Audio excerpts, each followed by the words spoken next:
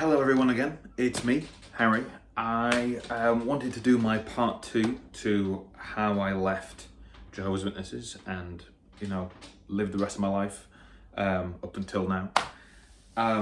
So a few people in the comments have left really lovely comments, some of them not so much. That was my last video.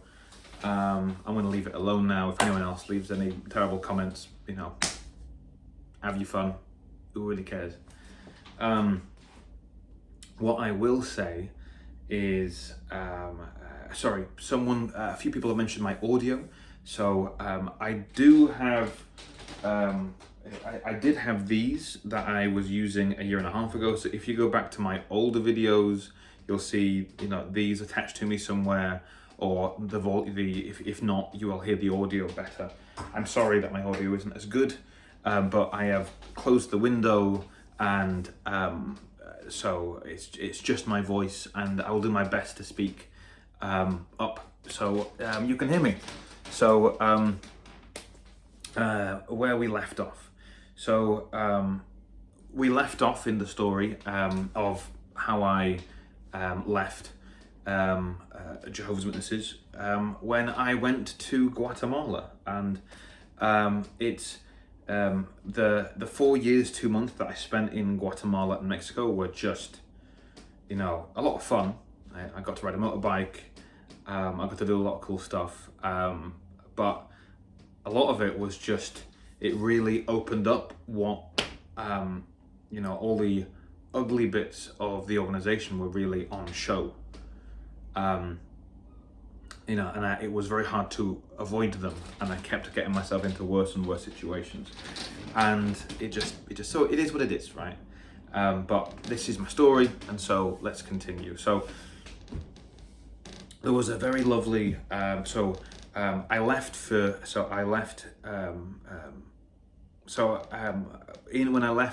Bethel, the monastery I was in, I left to be a manager, and I was 23 managing people. I had no idea. I think I mentioned this last time. I managed to save up enough money. I had about £3,000 to go to Guatemala. I went there twice, once for a 2-week visit and once for, I think it was a 3-month or a 6-month stint was what I was going for, so I could come home. I think it was the 3 months. And the first 2 weeks that I did, I had a great time.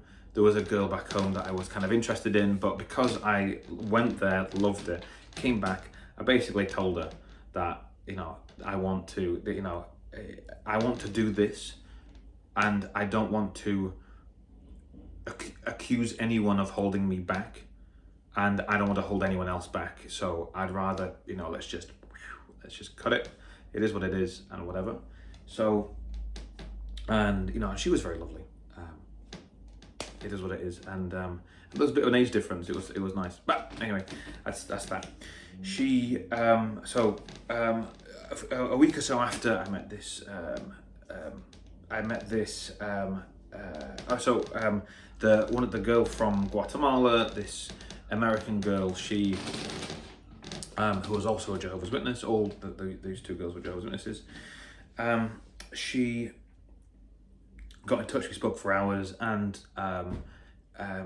she was pretty enough, and she, we were speaking for hours. It very seemed much like she liked me, and she wanted me to like her, and she was pretty enough. So I said yes, and then she became my first girlfriend at 23 years old. Not for the want of trying. And I went out there, and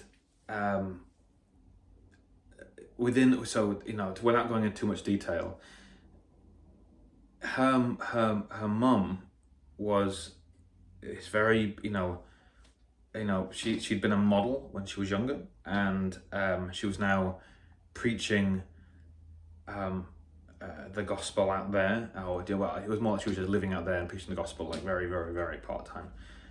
They both were, but they were both pioneers doing the 70 hours. It is what it is. It is what it is. But this was her last child living in the home, and this girl was 26 years old. I was 23 when I left. So in January 1st when I arrived, January 1st, 2019, I arrived in Guatemala. Yeah, it was good fun. But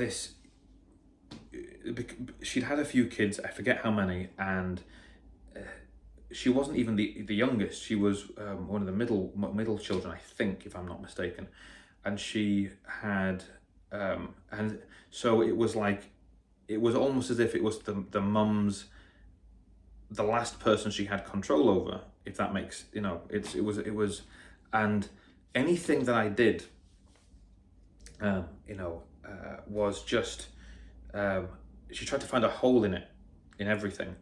Like I said, Amazon's great, isn't the company? Like, I a year or so before, I'd bought a Nintendo Switch, and and within 2 hours it was at my house, and then I had a security shift at Bethel, and then and the games came with it. So within 2 hours of not having something, I had something.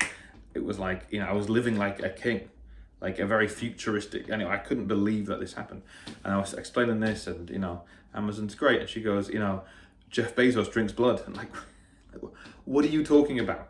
Like, what a completely just like out of I'm trying not to swear, but like out of the fucking pocket. Like, that was just like, where is this? And she goes, I'll prove it to you. And then she went on her iPad and tried to find stuff, couldn't find a single thing to back up what she said. It was just, she'd heard someone say it, and she'd believed them, and that was that. And it was weird. So events like this happened, and after a month, we broke up. What does this have to do with Harry's, leaving Jehovah's Witnesses? This is where it began. It's not this girl, it was Guatemala in total. So, I'm preaching, I'm teaching, I'm doing the best I can, I'm trying to be there for the congregation. I decide while I'm there, I want to live here. This is a beautiful part of the world that, this isn't like Latin food that I've had, like Mexican food or, Colombian food that I've had. This is different. I found the Guatemalan food a little bit more bland. They did like their spicy stuff every now and then, but I found it more bland. That was at least what I could eat. Maybe that's just more what I was able to get in my system. But it was so beautiful. And I can't tell you how beautiful it was. But then again, you have all these, it's very weird. Like, you, as a Westerner going there, and even living there for such a long time, 4 years is a long time, until I left, even though the problems I wasn't able to see, like, the poverty. I couldn't, like, I wasn't seeing it. And it was baffling to me. People lived in steel roofed mud huts, mud huts, like, they had bricked homes, but it was like steel roofed bricked homes, and they had everything, and all that I saw was how loving they were to each other. They weren't very loving to me, but to each other they were just so great. Most of the Jehovah's Witnesses were the same way. There was one Jehovah's Witness family that had grown-up kids, and they had their own kids, and they were just brilliant. We'll get onto that a little bit later. But getting back to the story, right? Let's just get back to it. But it eventually, like, it highlighted all the issues with Jehovah's Witnesses.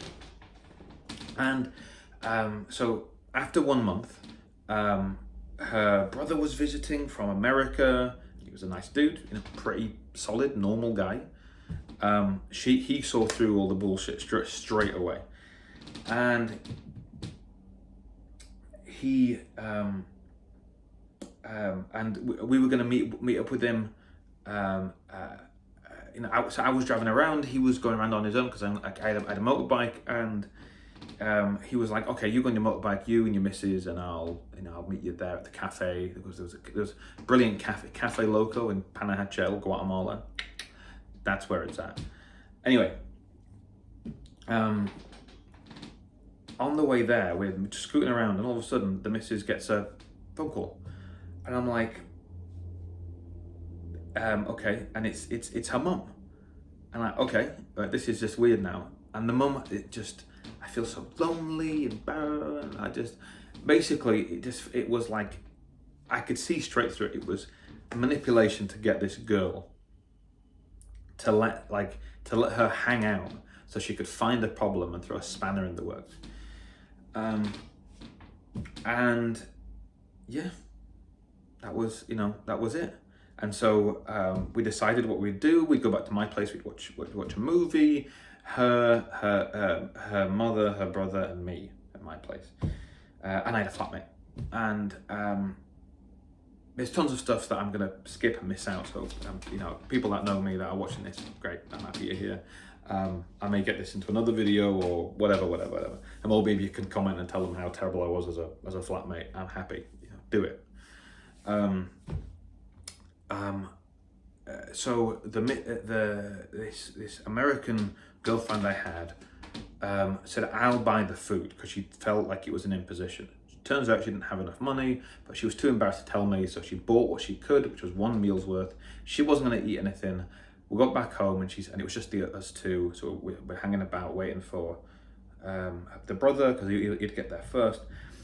And I said, once it had been revealed, like, oh, okay, cool, no worries, I'll just go get more. So I had more money, so I went out and I got enough for for the rest of us, bar the girlfriend, because she didn't want to eat anything. That's what she said, at least. So I serve everything, put everything on plates, so I give everyone their portions. The brother says, Harry, thank you very much, and I say, you are very welcome. And then the girlfriend's mother goes, oh, thank you very much, Harry. And I said, I didn't buy that for you. She did. And she started shouting. She put her food down and she marched out of my house. Turns out, right, so, that was it. That's what I said. I wasn't in the habit of outright lying directly to someone directly to someone's mother who I was directly interested in.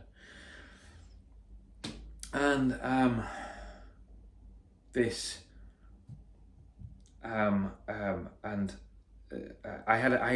was teaching English online. That's how I was making my money, and I had a class to do. So they all kind of just left. I was gonna kind of like put on the movie. I'd go away, do the thing. I'd do the class, come back in and watch it.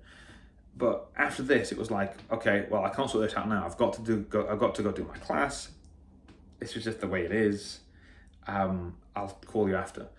After I do my class, I call her, and my girlfriend is in tears. Like, how could you do that? How could you say this? I don't know what I've said. In my mind, the thing that got her mother angry was that I said that I didn't buy it for her, and she'd said thank you. There was no way this made sense, right?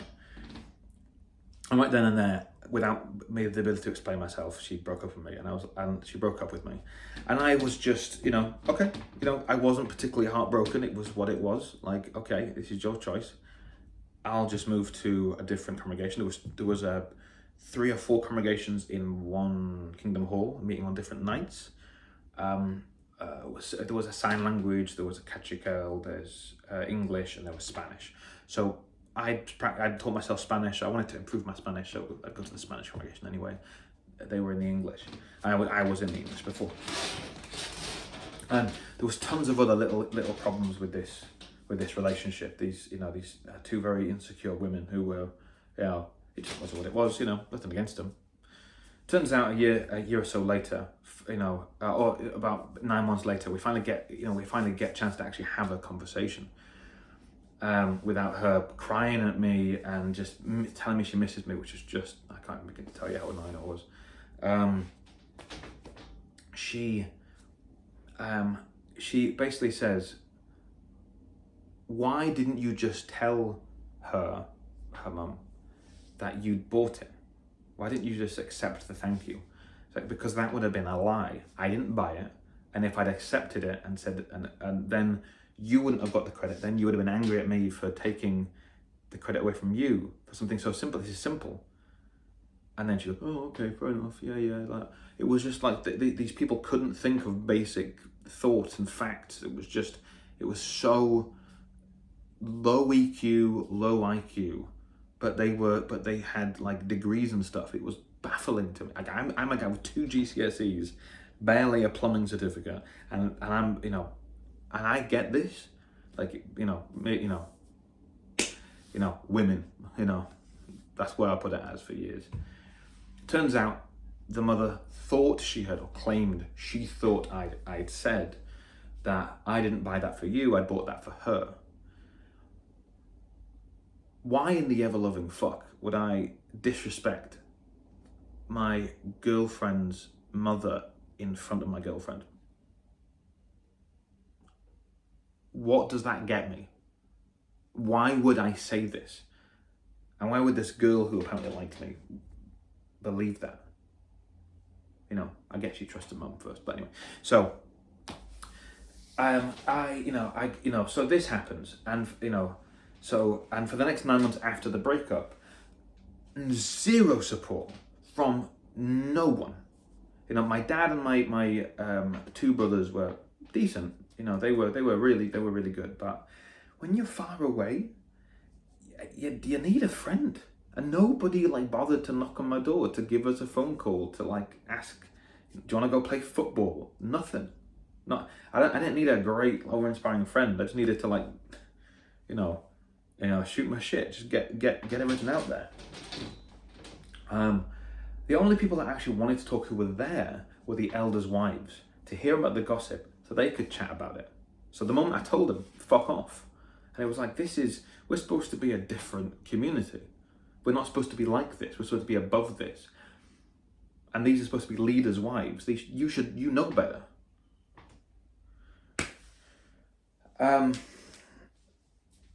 So, you do what you do. But later on, I got very homesick. So this is about 9 months, similar time to this conversation, 9-10 months. Maybe November of 2019, I think it was.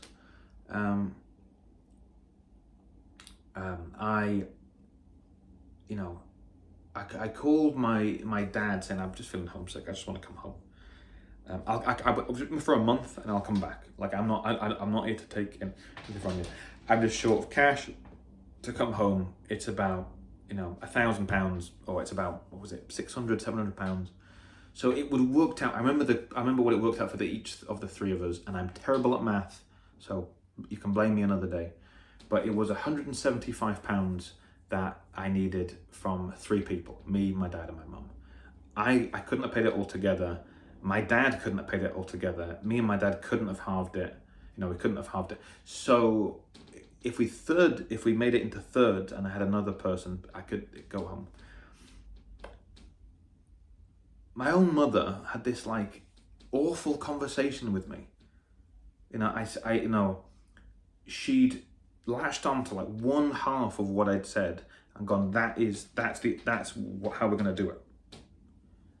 No context, just that's it. And so I called her up, and after this conversation, my dad, anyway, he didn't have a job at the time, and I was so,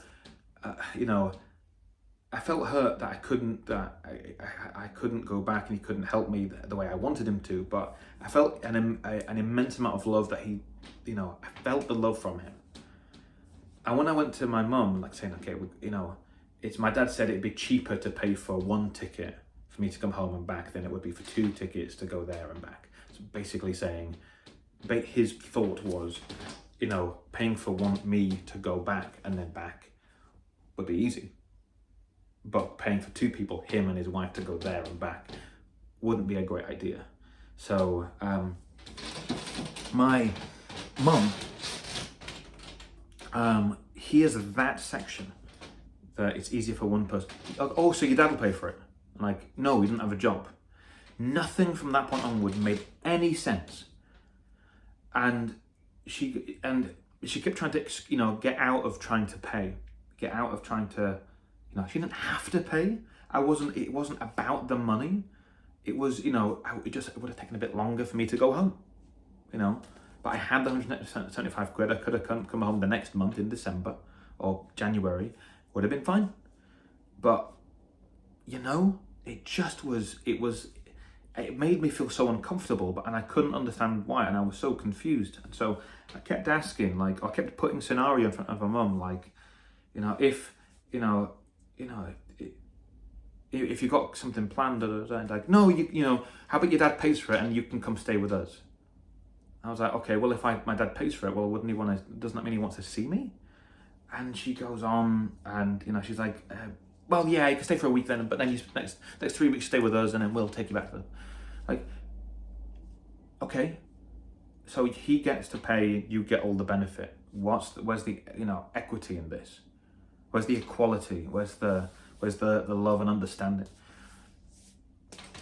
She goes on, and I put scenario in front of her, and she ends up saying to my face. So I put a scenario like, if you can't afford it, then don't worry about it.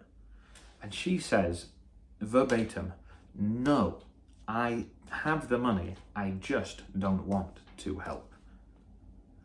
And this was just it was a bit weird.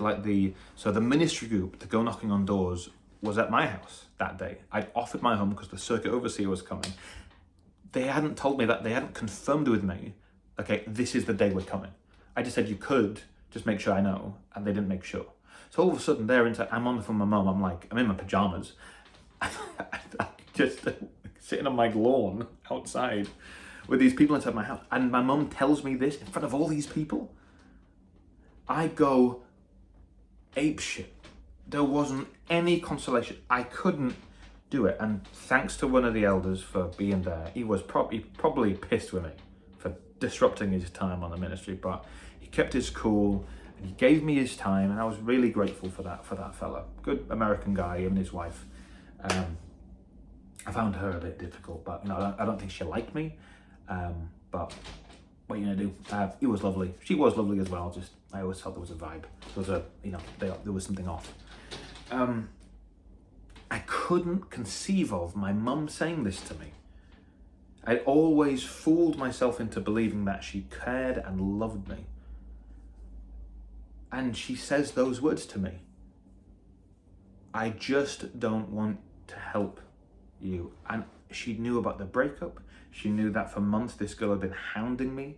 She knew that no one was here supporting me. She'd even visited because she wanted a holiday. She saw I bought a dog, and because I was so out of it, I was so emotionally drained, I couldn't pick up the shit in the house that my dog was shitting. And I got myself a dog because I felt lonely.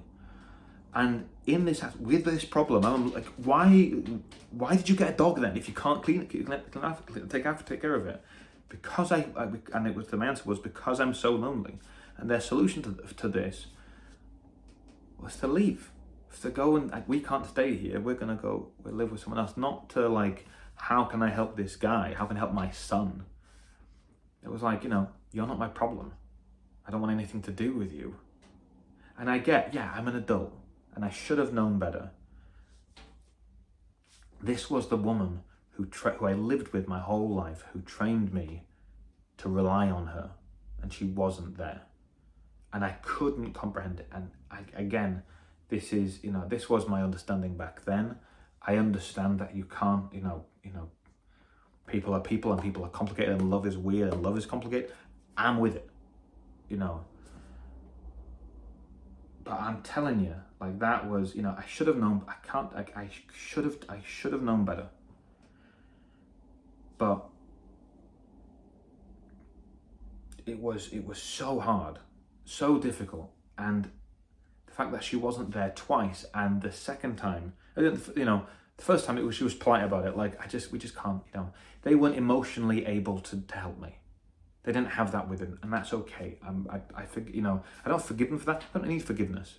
That's fair. They don't have to give me their energy, the power, their money, their resources. Nothing they have to give me. The first time, at least, they were subtle about their lack of love. This time, it was very direct. very personal. So, my mum and I end up cutting the call and storming off. The elder helps me. My stepdad calls back, like, what gives you the right to talk to my wife like that? Like, what gives your wife the right to talk to me like that? What are we talking about? It was a Thursday, so or maybe it was a Wednesday. It was a Wednesday, and I the whole day, that whole night, I was angry. The next day, I was angry, and I decided I wanted to buy myself something. So I bought myself an iPhone. I took a 3-hour bike trip to Quetzaltenango from Panajachel, bought myself an iPhone, and then just fucked off back. It was the best I'd ever ridden. It was the most fun I'd ever had. But I was trying to kill myself. I can't even begin to tell you that kind of, like, I just didn't care. It was so bad.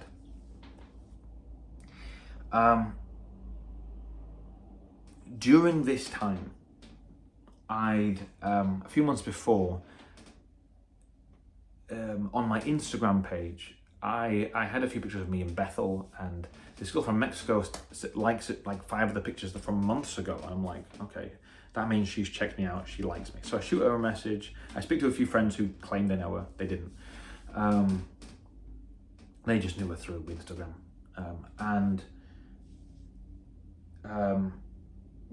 It was, and she's, very pretty, very nice, Latin. And we had we started texting on and off, and I was very upset and confused, and we'd started dating via the internet. We were talking every day, and she seemed like the most perfect person. And after this, I decided that I wanted to, definitely after that interaction with my mum,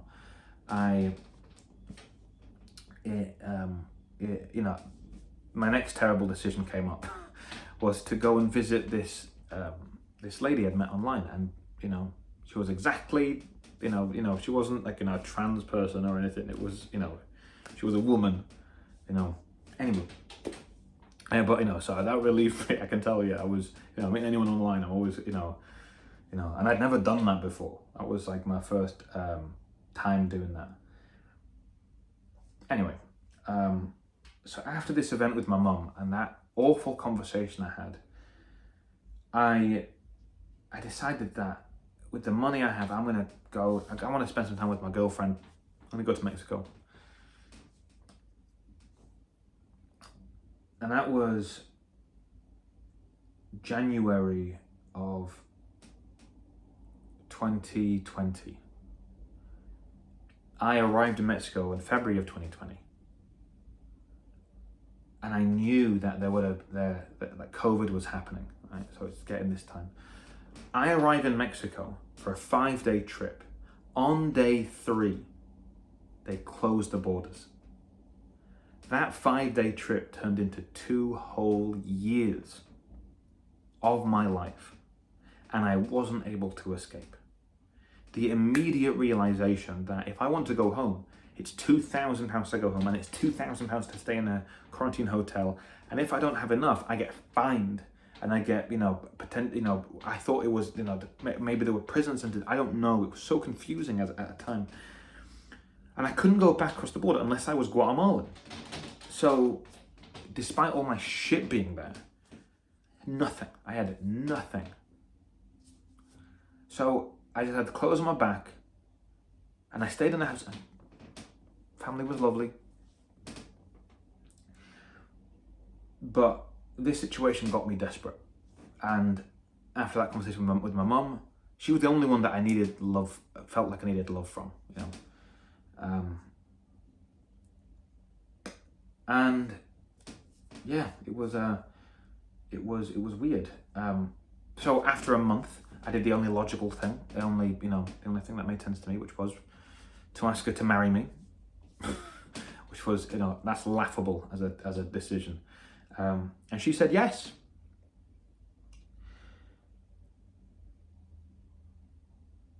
Within a week of me asking her to marry me, she was trying to get out. And she kept any problem, any disagreement, it was always, well, Harry, you can leave. Knowing full well that she's the only person I know in the whole of Mexico and I can't leave. And it's COVID, so I can't go outside. And she lived in one of the worst neighborhoods in Mexico City. She wasn't even in fucking Cancun or something. She was in Iztapalapa in Mexico, which is I told a guy in Northern Ireland who's from Mexico, that's I stayed there. It's yeah, it's the worst place to go in Mexico. Yeah, you don't have to tell me, mate. Awful. I only went there because of her, right? And man, it's such a getting riled up here. It's a heck of a story. It gets it's my story. So, and every time there was an argument, she would she said well, if you want to leave, if you don't have to be here. It's and after a little bit, after about a month of this, I kind of realized what she was doing. I didn't I was never this smart before, and I kind of it was kind of impressed. I kind of impressed myself at the time that I worked this out. After a month of this, I just said, I think you are the one who wants to leave. I just don't think you want to feel like the bad person because you think leaving means you're the bad person. So let's get this clear. If you say to me, you can leave one more time, I am now going to accept this is your resignation from the relationship. Is that clear? Because I don't give up. I'm not the person that's going to give up on this. And she agreed. A week later, nothing happened. 2 weeks later, first time. And I thought, okay, bad habits, die hard. It's happened again. Right, this is the problem. Third time, I needed to cool down. After cooling down that evening, went over her house. She begged and pleaded with me, and I should have walked away. But I didn't. I felt within me this desperation. I have to have someone. If I'm here, I have no one, and there's no way of getting out. Anyway,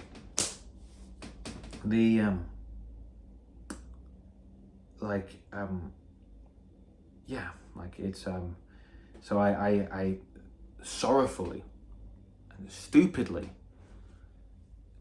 took her back, and the moment I said, okay, I'll stay with you, I saw her face change, and it was I now get it. She was disgusted with me. I had no self-respect. Is what that face said. She was testing me. It was a test, and all of the men that are here, we all know the tests that that our girlfriends put us through. They want to feel secure, and if we're not secure, they can't feel secure. And it's a beautiful thing that they do, but they want to make sure. So, anywho, and then she just had no respect for me for the rest of the thing. So a year and a half goes by. I have spent not only the money that I have, I spend about £10,000 on the wedding, on furniture, on clothes, on the wedding dress, on everything.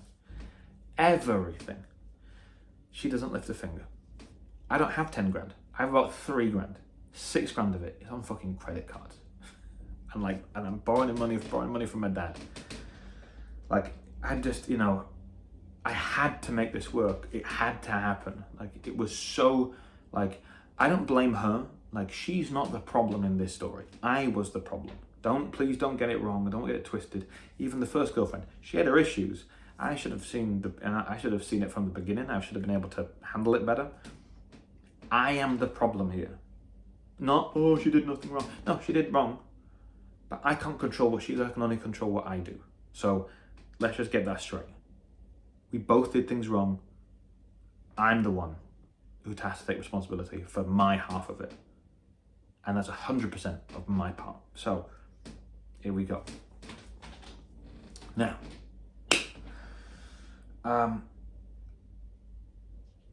after this, everything had run dry. And I couldn't afford two things. The invitations, I think it was the invitations, but it was definitely the cake. And I just asked her to buy it, those two things. She couldn't believe it. But then again, I'd led her to believe that I'd pay for everything. So,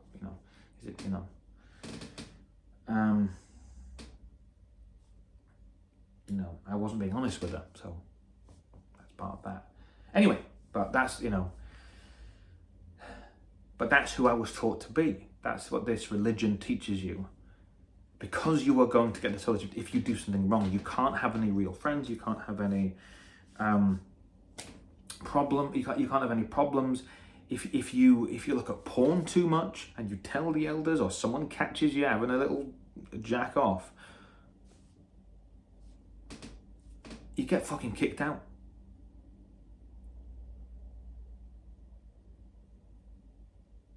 They see you at the club. Some guy who may have taken a picture of you, who has no idea who you are, if he takes a picture of you at a club dancing, and he puts it up, and someone happens to see you because there happens to be friends there who know you, who are friends with him, get disfellowshipped, get kicked out, get reproved, you're now bad association. There's constant, I have to present well. And I'm so pent up, I'm so whatever. A month before our wedding, that's what, no, it was about a week before the wedding. A month before the wedding, so let's get it right. 9 months before the wedding, we have this conversation about fucking contraception, because she doesn't want to have kids. And I'm like, okay. And she's like, you got to get a vasectomy. It's like, really weird. I'm like, well, this is a decision for but we are in a relative. This isn't a you have to. If it's not fair for me to go, you need to get, I forget what the word is for you ladies, but you need to have your tubes tied. And I'm not going to do nothing. That's just, it's just weird. And it's the weird from the other way, but that was, she was framed it that way. And after much discussion, we'd come to the decision. Well, it was to have I don't know what the contraception's called.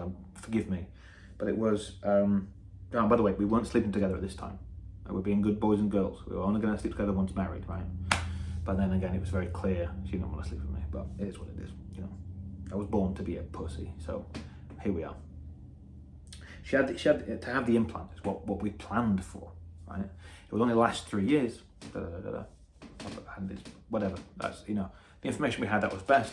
And I said to her, this is the best. She wasn't happy about it. She wanted me to get the vasectomy. She didn't want condoms. Vasectomy. And I said to her, in a month. So in a week, if you don't like this decision, tell me. If it takes longer than a week, tell me. But just don't go on just changing decisions. And then she goes, okay, so in a week, please tell me if you want to change it. She goes, okay. 3 months later, I asked her about it. She says, oh yeah, I went to the physician and he was telling me about different options, and she put vasectomy again. And I'm like, we've already made a decision. If you want to change, great, but don't tell me I gotta do something, right? 1 month before, she calls me up and she tells me, you have to get a vasectomy this week. Because of the kind of pussy ass training I'd had, because of me trying to be the nice, good guy, whatever the fuck that means, I walked into a clinic the next day. So she said today, I walked in the next day. And I booked myself in for a vasectomy. Never went through with it, so thank God above for that. Bam. But I am the conversation was so weird. It was so fucking weird. Like I've never had a conversation like this in my life. She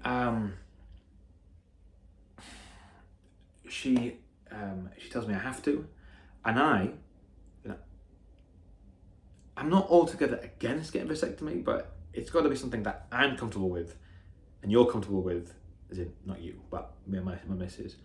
Now I'm much more against it, but at the time I'm like, it really doesn't matter to me. But if you are the one that don't want kids, why should I have to do something about it?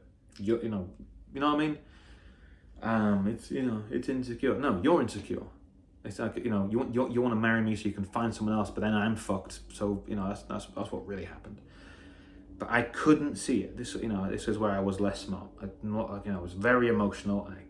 I couldn't have left, even if I wanted. It was an awful fucking situation. She said, how did she put it? She basically said, you got to get a vasectomy. I said, why? Because this is Satan's system. Why would I want to bring kids up in this world?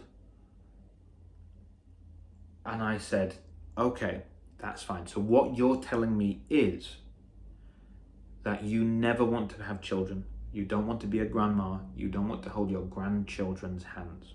You don't want to pick them up, all this kind of stuff. Well, I don't. And then her response was, I don't know what I'm gonna feel like in like 3 years. And it was like, in my head, it's like we just spoke about that with this like a couple months ago. Like, what are you talking about?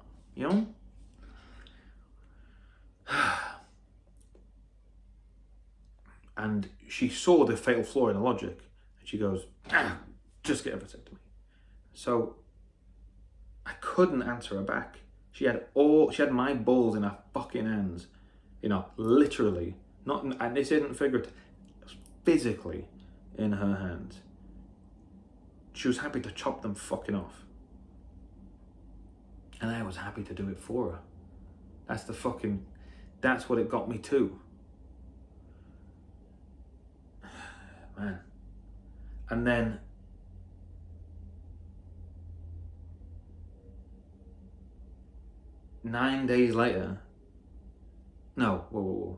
And then a little bit later, 9 days before the wedding, that's it, it's right, 9 days before the wedding, she sits me down, not even at the table, she sits me down in her apartment block, on the apartment block stairs, and tells me she didn't want to marry me. After I've lost all my money, after I'm willing to give up my manhood, after everything I'm willing to give up, she does this. And I'm not even angry anymore. I get it. She's right. I was a fucking pussy, and I would not have wanted me. I was born to be a pussy. I'm not gonna die one, but I was born to be one. And that's where life took another fucking turn. It was fucking mental. Now we're at the 43-minute mark again, so I'll stop here. And but yeah, so I think it's just fucking mental. I fucking hate it. Yeah, I'm not, at some point I end up, so next time I'll talk about this a bit more, but I ended up getting my ring back, and all these other things, and I ended up going back to Guatemala, and I read a number of books that really helped me, and then went home to England, lived with my dad for a bit, and there were books I read there that fucking changed my life. But next time, it's going to start off not so nice. It's going to end in a really nice way. Maybe I've got a bit more after that. Maybe there'll be a part 4 as well. But we'll see. We'll see where time takes us. But okay, we're at the 44-minute mark now. Thank you so much for listening to my story. I know people will empathize with me. Please, for the love of God, if you are like that, fucking change. Read a fucking book. Go to fucking therapy. You are not a fucking doormat. You are supposed to be the fucking unit. You're a fucking man. Women don't want to fuck women. They want to fuck men. Even lesbians want a fucking more masculine version of themselves. They want something there. And those masculine lesbians, they're already in the masculine thing. They want the fucking lesbian. They want the woman. There you go. Sorry, I mixed up there. Now, I don't even agree with all that shit. You know, but if that's what you want to do, you do it. But my fucking guy, grow some fucking balls. And I'll tell you this. Actually, I'll end with this. There's a channel called Psych Hacks, and so I'll tell you some of the books and some of the quotes maybe in the next video, maybe the video after. But after this video, I'll tell you the single best piece of advice I got about masculinity, and it was from a fucking YouTube video. And how people don't know this as a fucking definition. This should be taught in motherfucking school. It should be beaten into children. Oh man. So, in the channel Psych Hacks, I don't remember what video it is. I'm not going to bother going to fucking find it. Like, the channel's called Psych Hacks. The fella is called Orion Taraban. I don't know if I'm saying it right. The guy's a fucking genius. He's just the fucking best. He's been on the Whatever podcast years ago. He's, you know, I think he's interviewed a few of the authors for my next video. Fucking A, right? This guy fucking gets it. Got a book. You should go buy his fucking book. Support that motherfucker, right? He deserves it. Anyway, he was, you know, what does it mean to be a man? Now, most men who watch this, who are at the 46 mark, you know, okay, right. What does it mean? It means you do this. It means you do that. It means you pull out seats for women. It means you open doors for them. Fucking no. That's not what it means. It's nothing to do with that.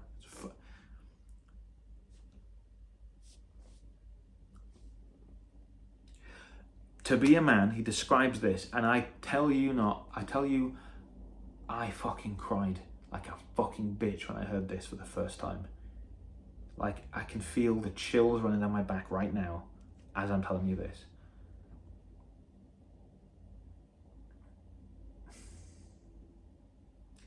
He said that to be a man, you need two things. A backbone and a pair of motherfucking balls. That is it. And he describes in this video, what does the backbone do? It connects everything together. Holds the nerves in place, holds the other bones where they should be, supports the entire fucking body. In other words, it lets you fucking stand.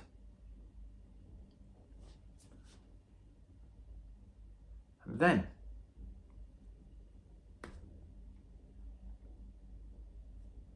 the balls keep you fucking standing. No matter how fucking bad it got, no matter how bad it's gonna get, no matter how bad it is, you've got the backbone and the fucking balls to get fucking through it. You're a fucking man, do it. And when do you become a man? At what age? The age you fucking decide to be a fucking man. That's when. It took me till I was fucking 27. Right? Some people don't do it until they fucking die. So get fucking on with it. Be good. Go to fucking church. Read your fucking Bible. And have a fucking great day. Alright, I love you all. Got sweary towards the end. But I'm feeling this. Have a great, great day. I can't even begin to tell you how much I love you all. And all the comments I've been getting. Even those, you know, haters gonna hate, you know. I don't even like Taylor Swift, but, you know, true be true. True be true. Anyway, all right. It's almost 50 minutes now. All right. I'll see you. Hope you enjoyed that quote. Thanks for listening to my story. See you soon.